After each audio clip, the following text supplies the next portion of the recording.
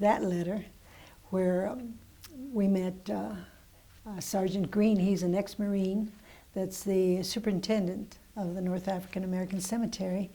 And my husband proceeded to tell him. In fact, when he signed on the guest book, he signed just below Rumsfeld's name. We just missed him. And they did taps for us, you know, just the two of us, and we had a wreath. And I got pictures of my husband and I that Mr. Green took of us and at the North African American Cemetery with all its emblems and everything. And when we were going, he says, Mr. Green says, all these, they're all saying November 27th, the next day, because that's the day they were buried there. And I have no idea why there's so many of them on that same date. So my husband proceeded to tell him about the story about the Rohna. And then on the wall there was this beautiful artwork that the North African people know how to do. And it showed the beach of North Africa, the land area, and it showed the Mediterranean. And then in the land area there were 829 names, the men that had gone down with the ship. And so we started going to see the different graves and different crosses that were there with their names. And my husband remembered this. Oh, this is Duck. And, you know, he had nicknames. He has a great memory. For 88 years old, my husband has a wonderful memory. And then he stopped for a while and just rested on one of the crosses. And I says, Ray, I says, look at the name on that cross. I says, that's Jose Martinez. At that point in time, my husband collapsed. And he got on his knees and he cried. And he says, I didn't mean it, buddy. I didn't mean what I said. I was just so angry that time when you did that. And you scared the heck out of me. I didn't mean it. I wish you had made it, buddy. You should have. He says, you're a better man than me. All these men are better men than me. I don't know why I'm still alive, he'd say. So then we left, came back to America, but that was very good for him.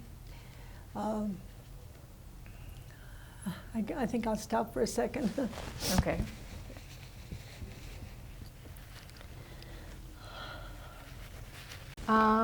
You mentioned, for example, like the black curtains, like the blackouts.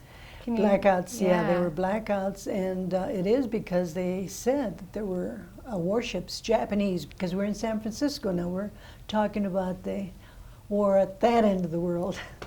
And they had spotted some submarines, Japanese submarines coming up. But it was just a spotting, and I don't know, I was still a kid, so I don't really know that much about it, you know. It's just what I'd hear my dad say. But he gave me strict instructions, you know. I was to climb here and pull them together. But I noticed that my cousins who were there too, many of them went there because in Taos, New Mexico, the little town, the majority of them went to Japan to fight. And they were in the Bataan War March, that death march. And so many of the wives went to work out there with their children. And I know that many of them were related to me, and we all had black curtains. And that's what I remember. Okay, okay. Mm-hmm. You said you would hide under your covers and listen to the radio. Do you remember what radio stations you would listen to? I don't remember the radio station. All I know, there were the big band sounds of, oh, gads, Miller, Shaw. Or maybe not Shaw, I think he came later. But I liked all that smooth, you know, at that time there were a lot of love songs. People were hurting. It wasn't the wild songs of today, and I probably sound like my mother did, you know, with the jitterbug, because there was jitterbug too. And, you know, that was the devil's dance, and now with the kids, you know, they go into this crazy stuff, but I shouldn't complain because my husband and I took line dancing. We've been going line dancing for almost 2 years, and that's a lot of fun. I think if you get into it yourself, you're going to find out, hey, that's not too bad. That's pretty good. It's good exercise, keeps the body motion going, and that's good for you. Keeps you young. Yeah, it Yeah, does. dancing's good. It's a lot of fun. Yeah. I'd rather do that than exercise. Yeah. Me too. Okay. Did you listen to any Spanish language radio growing No, up? not really. My dad went to Harvard, not the Harvard that we know. It burned down. And he wanted me to be more English speaking than Spanish speaking. I spoke Spanish with my aunts and grandma and grandpa and that, but he wanted me to have no accent, and he really concentrated on my English for me. So we were mostly around him. I was English speaking, and being in San Francisco, naturally, that's where I went to school. I don't remember the name of the school. I didn't put that down in the paperwork because I don't remember. I just remember it was a gold school going up the hill. There were so many hills in San Francisco, though. And I went one time with my husband to check out Turk Street. I remember it was 1159 Turk Street. I had to memorize that in case I got lost. And it didn't exist, it's buildings. So, but no, I don't remember. All I know, it was beautiful music. I learned so many of the songs, and I did learn a few songs by, let's see, now Frank Sinatra was my favorite, but there was also Bing Crosby. I like Bing Crosby. And he sang one that was in English and Spanish that I really liked, and that was You Belong to My Heart, Solamente una vez. I like that one. And, well, I just learned a lot of the songs there. And I continued with the radio. When I went with my mom, though, and after my dad married again, I was with my dad, I would say until 1945, right after the war, he married. And he had a life that he wanted to build with his wife, so he sent me with my mom. And my mom loved Spanish music, so did my aunts and everybody. They used to listen to a man named Paco Sanchez, but I can't remember the name of the station here in Denver. And that's what you'd hear all the time. And I didn't have a radio with my mom. I did not have a radio, so I missed out on that. And my aunt was in control of her radio, and my mom was in control of her radio, if she did ever get one. And my sister, she had a Victrola and these long playing records, and she had her music, which I liked too. She was doing Sarah Vaughan and a lot of nice music too. I like that too. But she was working, so she bought the records and she played what she wanted to play. I was not allowed to get any of her stuff, being the littler sister. So that's the way it goes. I know all about that. I was the younger sister yeah, too. You know about that. I know yeah. all about that. That's right. That's right. Yeah. Yeah. So did your dad, did he make you speak, was he trying to protect you from discrimination? Was there a lot of discrimination? I didn't understand discrimination until I came to Denver. Because in Denver, I knew a lot of the kids, and they talked in Spanish, and I knew it, so, it's not like I was ignorant. I knew Spanish, but I talked mostly with my dad in English. And in San Francisco, it was more English than it was Spanish, unless it was around my family, which was once in a while, and for a short time, for a dinner or something like that.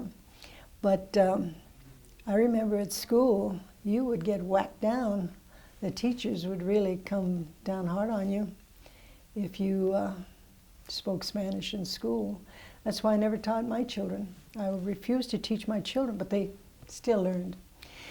The oldest speaks wonderfully well in Spanish and English, all of them. And through song, too, they learned a lot of the Spanish, too, down to the youngest. But I didn't want them to go through the dehumanization, it's just not very good feeling for a child. You're innocent, and to make you feel like, I don't know, it made you feel very strange. Yeah. I didn't want that for my children. Yeah. Yeah. I can understand that. So let's see. So your dad worked nights. Yes, he did. What did he do? He was Rosie the Riveter. Right, right. So what did he work? Do you know anything? In the about- shipyards, that's all I know. He'd tell me stories, like one time he says he came across a shark because he fell into the water. But I think he was joking, because he says he just put out his arm like that and the shark just hit him like that. Went around, by the time he went around, because he was so big, he got in out of there, and I think he was just telling me stories. I really don't know, just a kid listening to stories. So I don't know. All right. Well, how old were you when you went with your mom again? I was 10. 10. Okay, okay. What did your mom do? Was she working? My mom or- worked 3 jobs, so she was taking care of not only my sister and I, but also my grandmother. And my mom's sister, her husband had become ill. He died of cancer. And so she would help also. So she was working 3 jobs. And so we were kind of a knit family together until she married. My mom married 3 times. My dad married 3 times. They outlived practically all their spouses.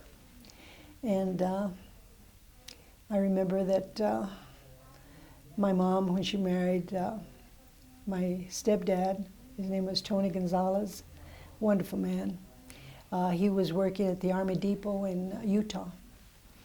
And I says, "What do you do, Dad?" Because I call all of them Dad. I love them all. "What do you do, Dad?" And he says, we make bullets, and I check them. And I hit each bullet, make sure it works. Of course, he was always kidding around with me like that, too.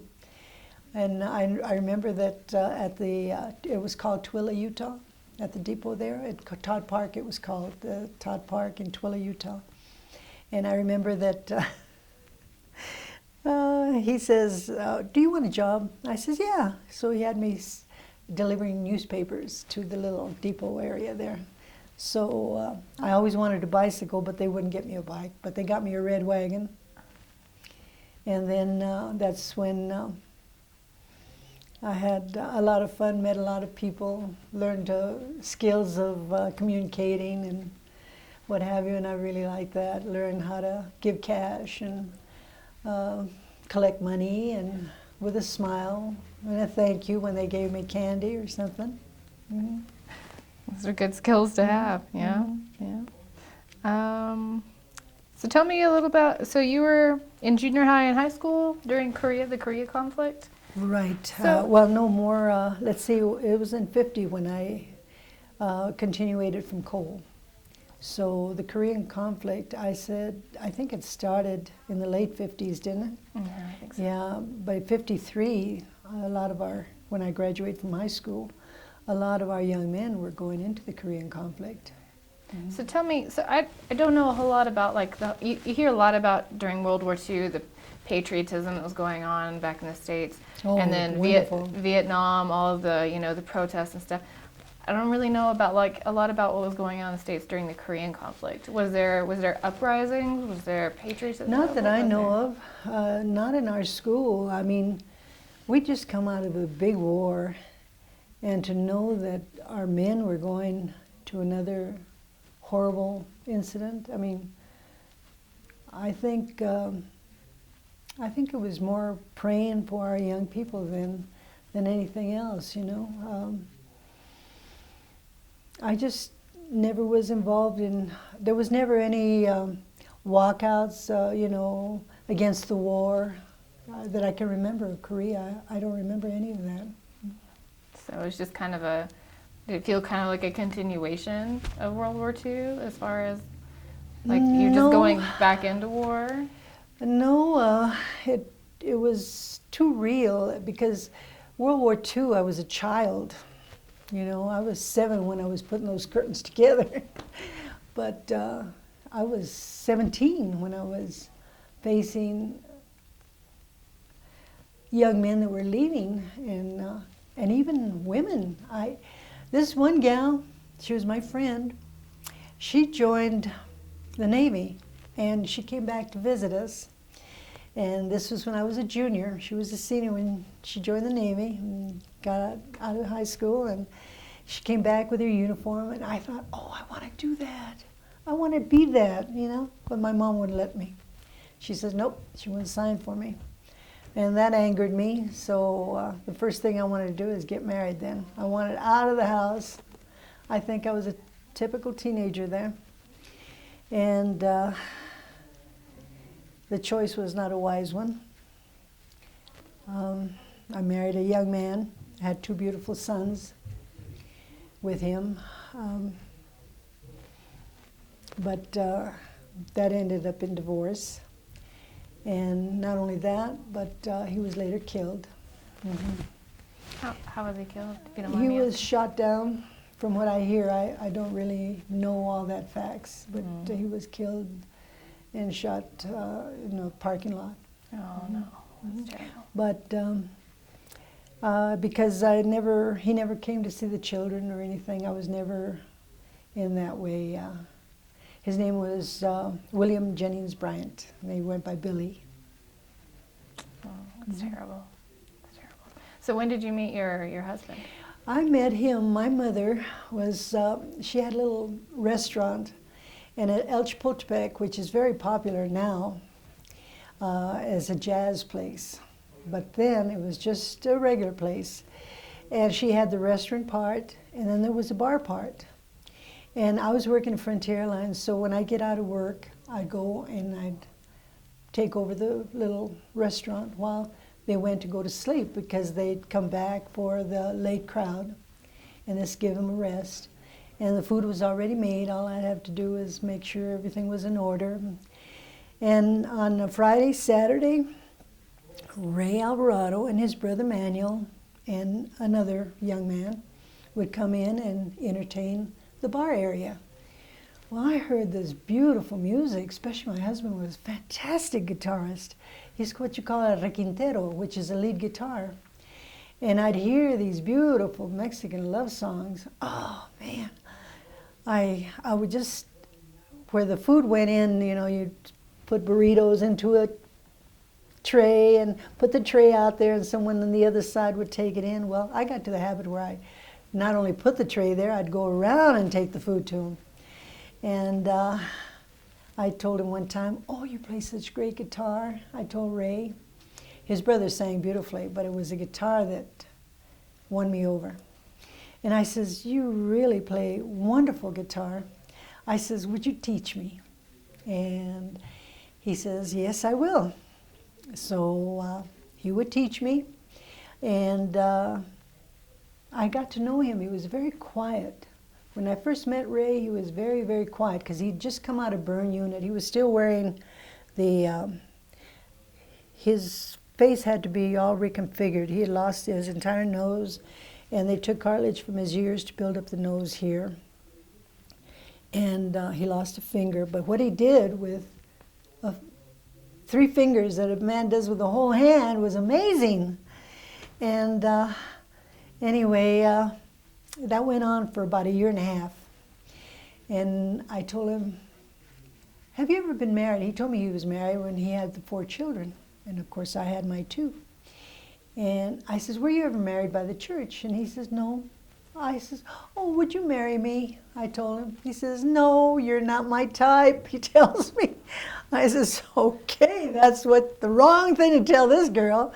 I says to myself, no, he ended up marrying me, and I became more involved with him, and I was singing in the choir, and because he knew how to read note and everything else, the choir master had to leave at Sacred Heart Catholic Church.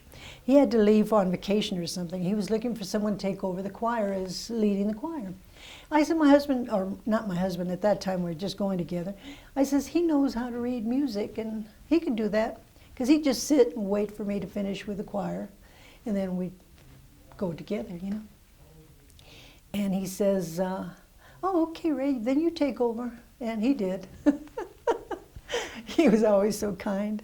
So we started making arrangements to get married.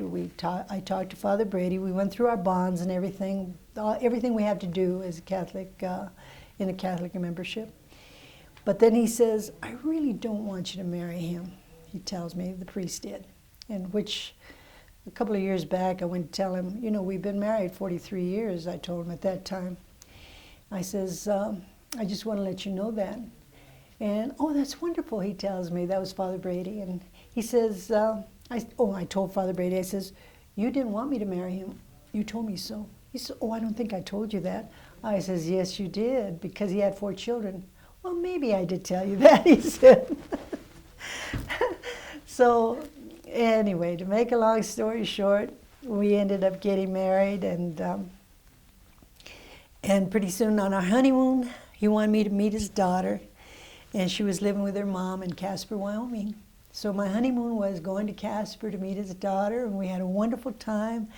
She's a wonderful girl, and we got along just right off the bat, wonderfully. And as soon as she graduated, she went and she joined us.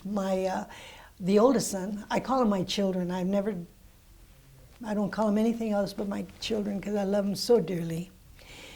He was already living, the oldest boy was already living with Ray. And when I'd get off of work, I'd go see them both. And he wanted to play poker with me, and he'd always beat me. Took me for more coins than you can imagine. That was Isaac. So when we were getting married, I told Isaac, we've got to find a place. But nobody wanted to rent us a place because there was 5 children, and let's see, yeah? No, there was 6 children. And most of them were boys, except for 2, because when Connie graduated from Casper, Natrona High School, she moved in with us in our new place. And they didn't want to rent us this place because there was too many boy children. So we ended up in a 2-bedroom apartment house. That was kind of like, it wasn't really, I don't know if it was like a townhouse, but it wasn't really a townhouse. It wasn't called a townhouse. It was like a house, but yet there were attachments to it. And so our first furniture was, of course, bunk beds with all the kids we had. And then we had our bedroom. And that was tight, but it was fun. We had a lot of laughter, a lot of fun in our house. And Isaac, for some reason, he decided, well, Connie came and moved in. He's going back to Casper to be with his mom. So he left to be with his mom. And I remember the first time Connie, the oldest girl, had her job. We were all excited. I mean, this is her first paycheck. And she's showing it to everyone. I remember my little, at that time he was 5 years old, and Carlos. And he saw how excited we were about this money that she had gotten. So when everyone was asleep, he went in, took her little, it was a little envelope with her money, and he started putting some money here, and at that time we had a little baby. And he's Ray Jr., he's our former airborne ranger. And he stuffed some money in his diaper, and he put some money here, wanting to make everybody happy.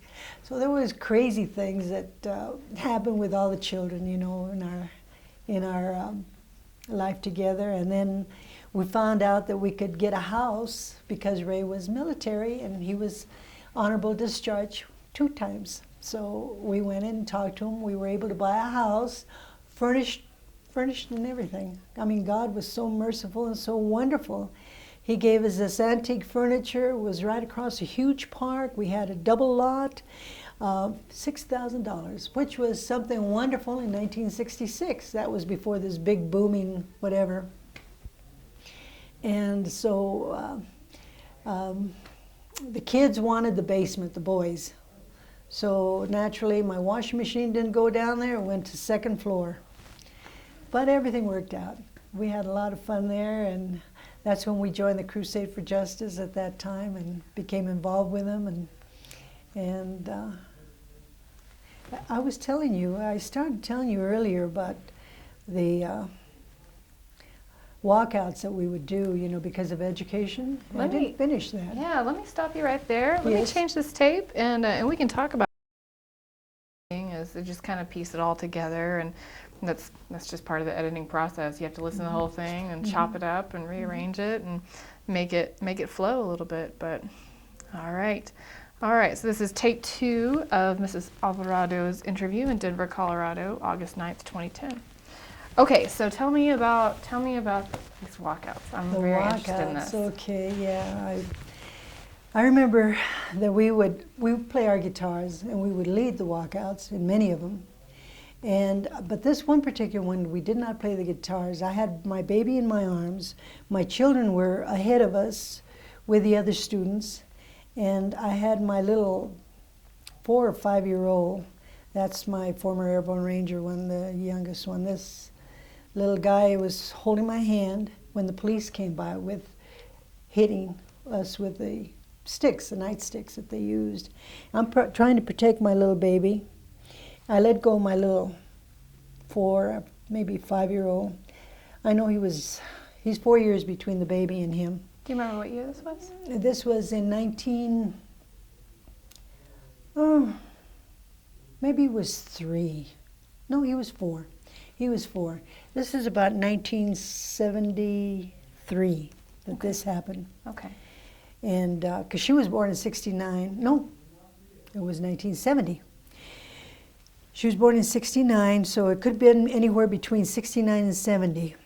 Oh, I hate to get old because you kind of lose time. All I know is the story is I had my baby in my arms and my boy in my right hand, and I let go of him just to cover my baby, so if I got hit, it would be me, but not the child.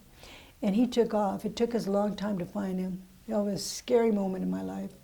And then, of course, the older ones were off running with the other kids, too, because it was civil rights movement at the times, you know. We're looking for the education for our children, employment. We didn't want the police brutality that was taking place. It was just at times when you know you were living in dangerous times. You saw children that you knew were wonderful. One particular young man that we did, one of the albums talked about his story, was Luis Jr. Martinez.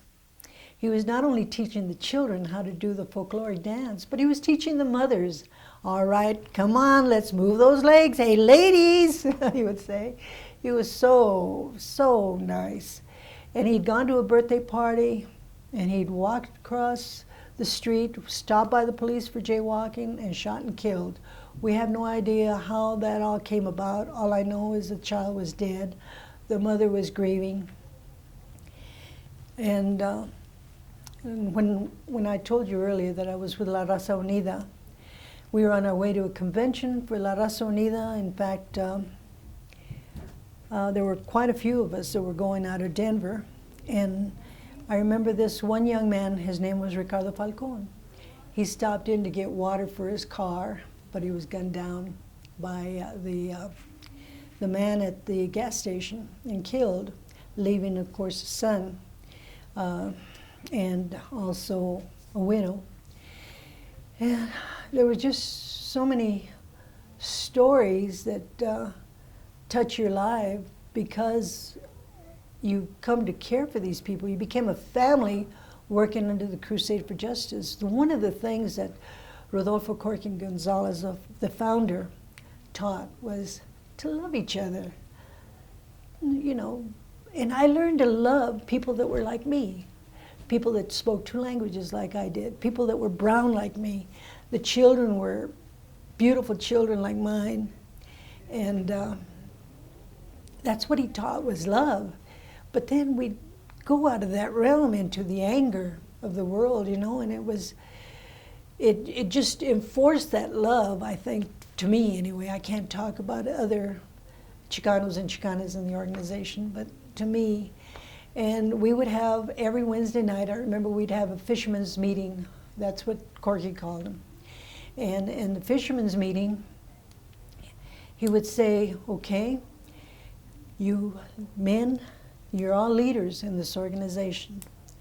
Whatever you do, you stay with your wives. You love your wives and your children, because there's going to be young people, young pretty girls that are going to try to attach themselves to you because you are a leader. There's just something about that. and he would advise, and he would say, he would talk about the family, how strong the family should be, and how caring we should be as mothers towards our children and our husband, how husbands should be caring towards the wives and the children.